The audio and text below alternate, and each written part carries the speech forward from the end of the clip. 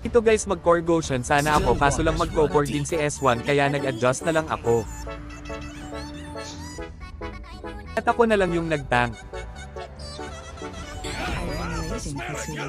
Franco pala ginamit ko guys. At hindi naman makukunat ang mga kalaban kaya naman nag-damage na lang ako. Sniper ready. Give me a target. Panoorin nyo na lang ang video guys. At ito ang mga nangyari.